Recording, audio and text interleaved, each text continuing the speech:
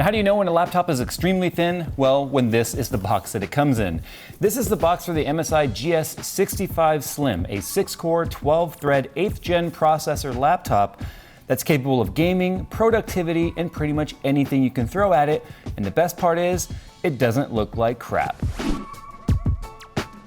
Squarespace makes it easy to build a professional-looking website or e-commerce site without having to have any programming knowledge. With their huge template library, you can find the right look and feel that you want for your website. Squarespace also makes it easy to handle domain registration and transfer with their built-in domain management tools. There are literally millions of websites right now being powered by Squarespace for people like you and me. In fact, I used it to sell my custom cycling jerseys because I don't know how to build an e-commerce site, so I just used one of their templates. To find out how easy it is to build your next website, just head on over to squarespace.com, and when you're ready to launch, go to squarespace.com/JayzTwoCents and save 10% on your next website or domain. Or better yet, just click the link in the description below.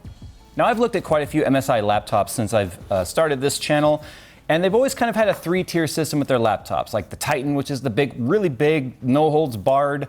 You gotta pretty much lift weights to be able to carry it around, but it can do anything you throw at it. Then there's also like the old Apache, and then there's the, what do they call it, the Raider now. And then they always had their Stealth series. Well, this is actually kind of new for them to be bringing out a 15-inch ultra slim but powerful gaming laptop. Now I'm gonna call it a gaming laptop, and let me tell you why. Gaming laptops are very capable of doing productivity. In fact, the amount of power that you typically need to be able to run a game, or the amount of offloading a lot of productivity programs do now with the GPU, means that as long as you're running any sort of a discrete GPU in your laptop, for gaming obviously, it means you're gonna be able to do great productivity as well.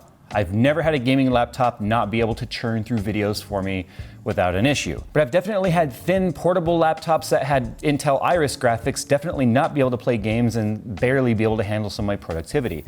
So this is what you get when MSI actually tries to build you a thin portable laptop that's capable of everything. Now, in terms of specs, it's 4.14 pounds, which is extremely light. I mean, the only time you find anything that light tends to be stuff like Microsoft Surface notebooks or something that typically is not going to give you very good gaming performance because it often omits the discrete GPU to keep weight and size down. But this is a 15.6-inch FHD 1080p 144 Hz 7 millisecond IPS display, so it's going to be perfect for productivity, color accuracy if you're doing photo editing or you're doing video rendering on the go, because it has an Intel 8th gen i7 6-core 12-thread CPU in here with 16 gigabytes of DDR4 2666. Now, it's configurable up to 32 gigabytes, but it only has 2 slots or 2 SODIMM slots, so you're gonna be limited to obviously being able to run a max of 2 16-gigabyte SODIMMs, which is how you get your max of 32. But it has a GTX 1066 gigabyte in here,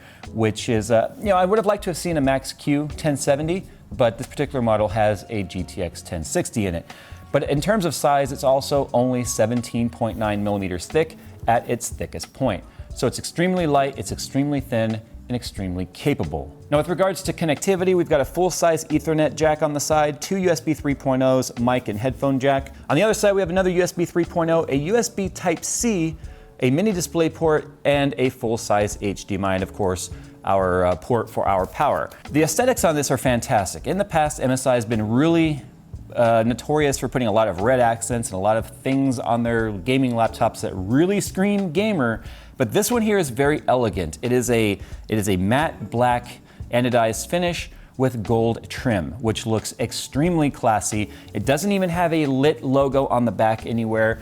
The only thing that lights up on this obviously is the per key RGB backlit SteelSeries keyboard built into this, but that obviously is configurable. If you don't want that to be dancing around and doing rainbow puke, then you can just set it to off or any static color that you would like. But obviously we are here to talk about performance. So that's what we're gonna do next. All right, something I wanna get out of the way here before we get into games is obviously this is a thin form factor, ultra light, ultra slim gaming / productivity laptop. It still uses a 180 watt power brick back there. Now, although the power brick may be slim and also lightweight, it still uses 180 watts. So this is not gonna get powered off of your AC plug on an airplane if you're traveling. Just wanted to kind of throw that out there because it was one of the things I did test, and that is a no-go. Most planes cannot provide even half of that. So you're gonna be stuck on the 4-cell 82 watt-hour battery on this for gaming, which will give you a less than desirable gaming experience and or battery life. So when I do my tests, I test with plugged in, obviously, because that is the max performance of this. And when I was a traveling professional, I never gamed on battery. So that's kind of the use case I tend to go with. And in typical MSI fashion, we still have a bajillion control panels here that are just completely unnecessary.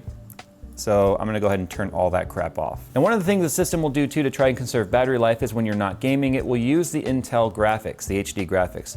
It won't use the discrete unless you need it. Then it will actually switch into 3D mode to use the discrete graphics, which will then give you better performance at obviously a cost of power draw or battery life. Now I can tell you in terms of fan acoustics, they are much smaller fans, so they're a bit higher pitched. It is definitely noticeable, but the speakers on this also don't sound that great. They're only 2-watt speakers, they're very low profile, they're right here, and they fire up at the screen. But the problem with that is it just sounds very tinny and not full. So obviously if you want a good audio experience, it's heavily recommended to wear headphones or Bluetooth headphones or whatever. So refresh rate set to 144, display resolution's at 1080, and if we go into advanced, our preset quality is high. I don't think we want ultra. Let's just go high. Remember, it is a GTX 1060. Using 2.66 gigabytes of our 6 gigabytes of VRAM. So we'll see what our average FPS works out to be.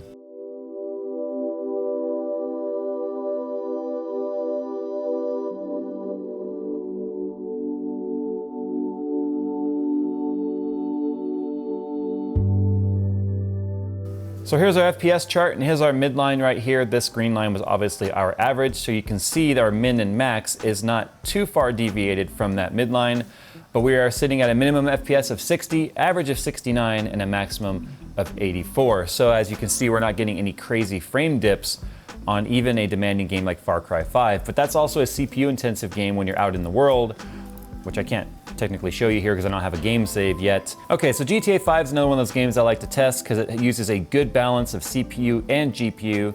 The world is huge and the textures and all that stuff are very sharp, and there's lots of post-processing and all sorts of features on this like soft shadows and NVIDIA PCSS and all that sort of stuff. FXAA is on, we're on 2x MSAA, VSync's off.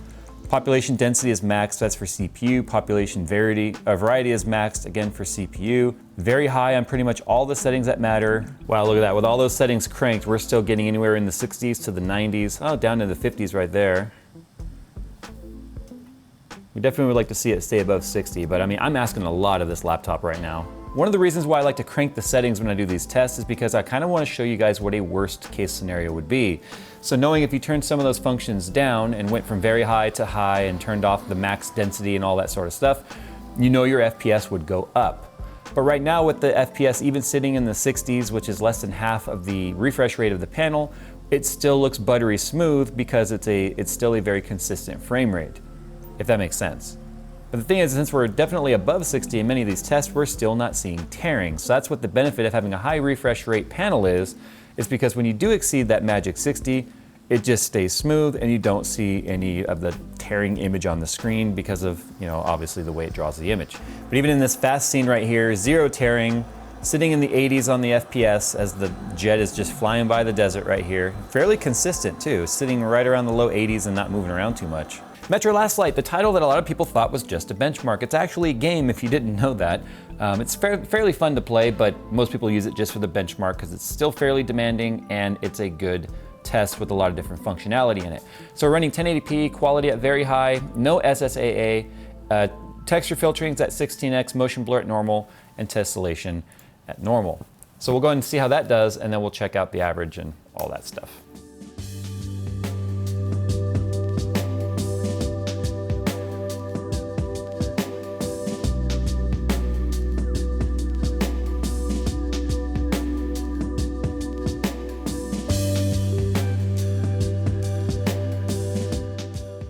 So here's the FPS chart. You can see as it went through the different scenes, we have a max of 166, an average of 90.24, and a minimum of 20.54. You can see the minimums right there, that little black line that went all the way down. You can see that that's only one frame, so definitely take that with a grain of salt. That's just the benchmark. There's one scene where it transitions, it just stutters every single time, no matter what your GPU is. So you can see it's just right there, but that is pretty damn consistent because you can see our averages are looking pretty good. So that's impressive. Now, what benchmarking wouldn't be complete without a Cinebench R15 run? Now, this is a free benchmark. You can go and download it yourself and compare your results to this system if you want to get a good idea of how fast or slow the system is compared to yours. So that's one of the reasons why I like to include Cinebench R15. And we're going to go ahead and run the CPU test. It's important to remember there is no overclocking on this laptop. You cannot go into the BIOS and overclock it, and there's no overclock settings inside of the MSI Dragon dashboard. And look at that, 10,000, I wish, 1,049, so about 50 points below the i7 3930K. So this laptop is giving us, at least in Cinebench, a very similar score to a stock clocked Extreme CPU that ran on the X79 platform. So at the end of the day, what you're left with here is a lightweight, ultra-thin, portable laptop. Well, all laptops are portable, but it's more powerful than many modern quad-core desktops. We're talking desktops built fairly recently.